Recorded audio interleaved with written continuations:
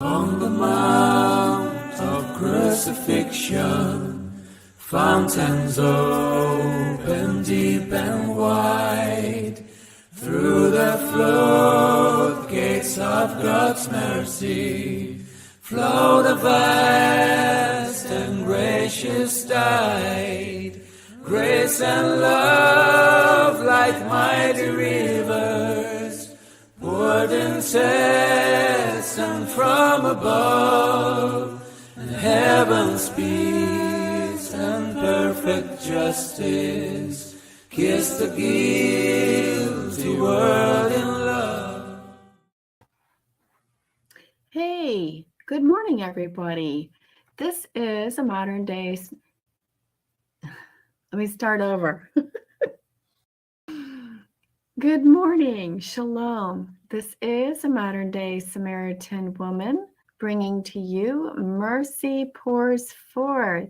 And I don't know about you, brothers and sisters, but I need a whole lot of mercy.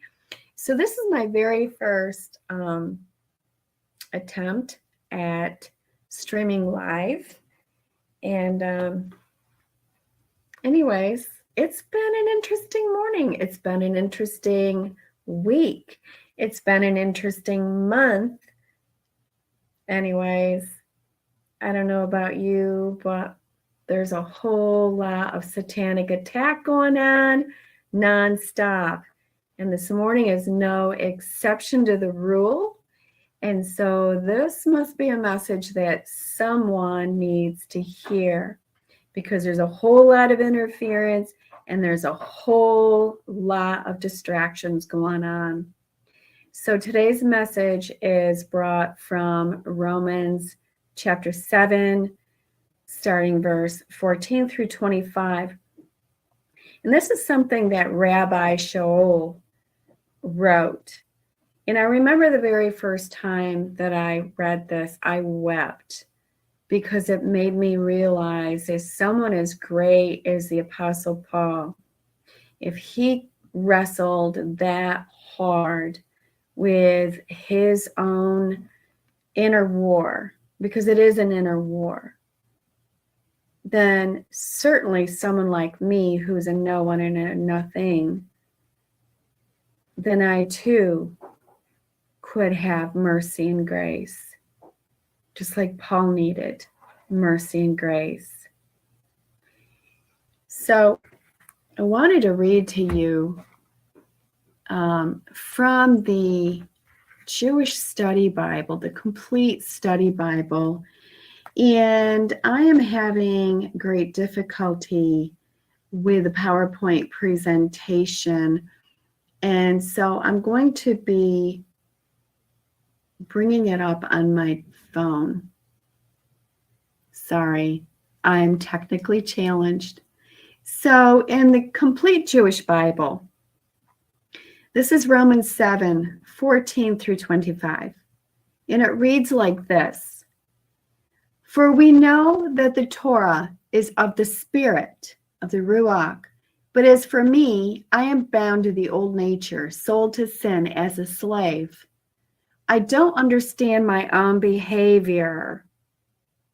I don't understand my own behavior. This is Rabbi Shaul. I don't do what I want to do. Instead, I do the very thing I hate. Now, if I'm doing what I don't want to do, I'm agreeing that the Torah is good. But now it is no longer the real me. This is how it's worded. This is why I wanted to use this particular translation of the Bible, because we've been talking about the real self, the false self, so on and so forth, last few weeks. So again, but now it is no longer the real me doing it, but the sin housed inside me. For I know that there is nothing good housed inside of me, that is inside my old nature. I can want what is good, but I can't do it.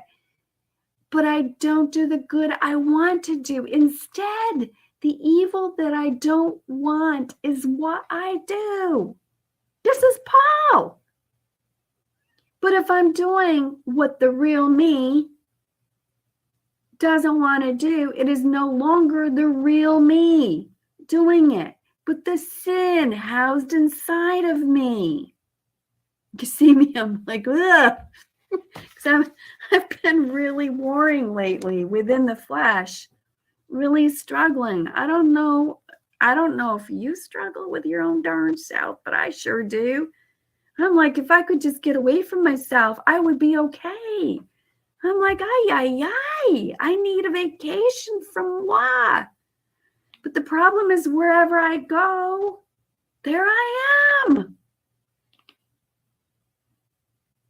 Anyways, verse 21. So I find it to be the rule, a kind of perverse Torah, that although I want to do what is good, evil is right there with me. For in my inner self, I completely agree with God's Torah. But in my various parts, I see a different Torah, one that battles with the Torah in my mind. It makes me a prisoner of sin's Torah, which is operating in my various parts. What a miserable creature I am. Who will rescue me from this body bound for death? Thanks be to God. He will. Yeah, he will. Through Yeshua, the Messiah. To sum up, with my mind, I'm a slave of God's Torah. But with my old nature, I am a slave of sin's Torah. You know, it reminds me of elsewhere, Paul talks about wrestling with a thorn in his flesh. And I think I've shared before that I struggle with complex post-traumatic stress. And even though I've had a lot of healing and deliverance, I still have this human body, and I still have this remnants of a trauma brain. So, you know, I have this human nature, this fallen nature. I have this brain that's been traumatized since a little girl. And I have this jacked up nervous system. And so I wrestle, I struggle. And the war is World War me. World War me. And I remember the first time I read this, I wept. It was early in my recovery. And the Father led me to Paul's writings, this very same passage. And I remember just sitting there weeping. And I remember saying out loud, if the great apostle Paul struggled like this, then there's hope for me. This was Paul, Rabbi Shaul, struggling. So I wanted to read to end today's talk. I wanted to share with you out of this Bible. It's a New Living Translation. I love this recovery Bible. And early in my journey, I couldn't figure out the difference between religion and relationship because I'd been brought up in a legalistic denomination, Seventh-day Adventist, and I couldn't figure out the difference between the hoop jumping religion and relationship. And so somebody gifted me with a recovery Bible, and it was such a blessing to me. So this particular recovery Bible, this devotion is based on Romans chapter 7, 18 through 25. And it's called Self-Perception. So here we go. We may have begun to realize that we have character flaws that are beyond our control. There's step one, powerlessness.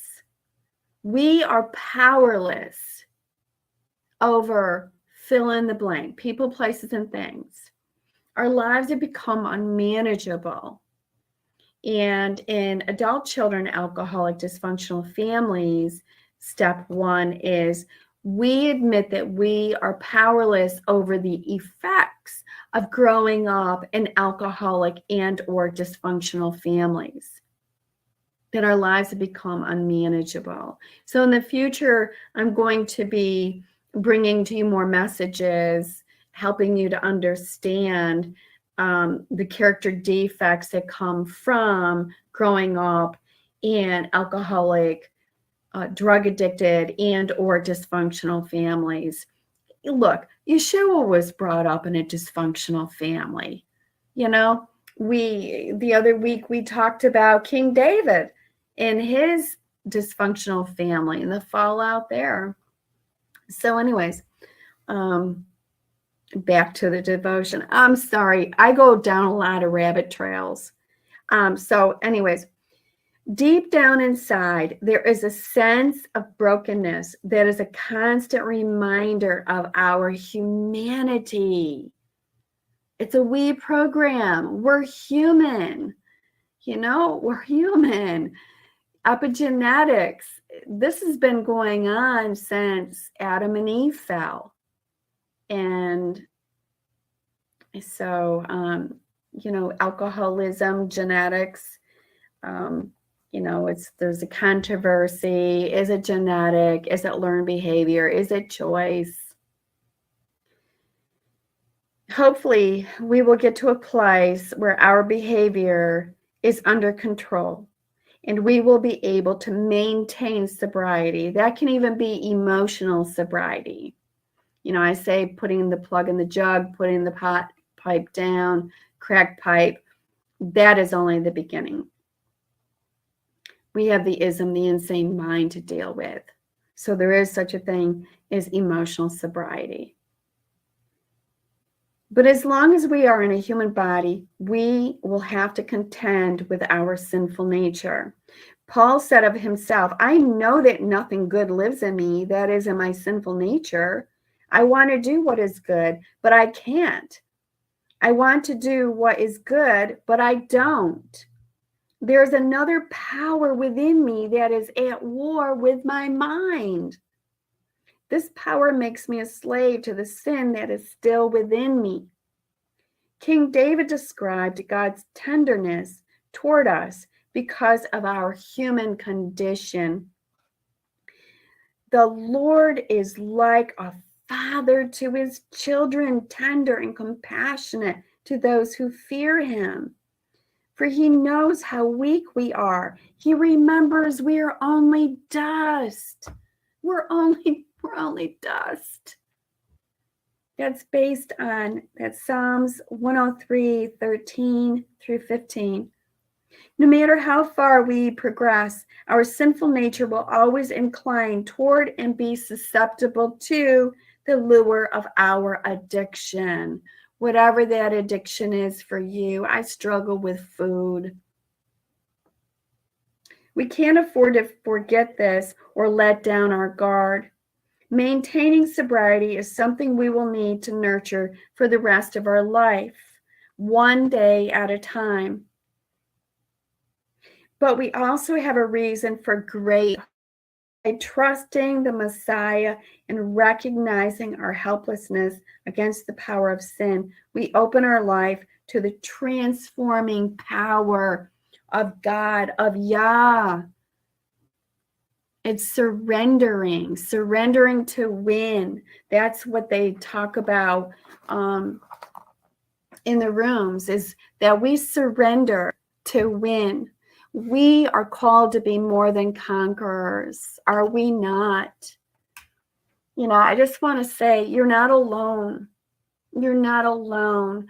So many of us are bombarded. You know, the war is real, and we're in the thick of the war. And Hasatan knows every one of us. He knows the areas to attack. Armor on, have mercy towards yourself and compassion. This message is for me. this message is, I just bring you a message that I needed because I'm wrestling. So I'm lifting you all up in prayer. I hope that this was edifying. I hope that this blessed you. We're in this together. And you are more than a conqueror. It's a we program. So may the Father bless you. May the Father keep you. May he smile upon you and give you his shalom. With that, I'm going to say shalom. On the mount of crucifixion, fountains open deep and wide. Through the floodgates of God's mercy, flowed a vast and gracious tide. Grace and love like mighty rivers, poured incessant from above, and heaven's peace and perfect justice kissed the guilty world in love.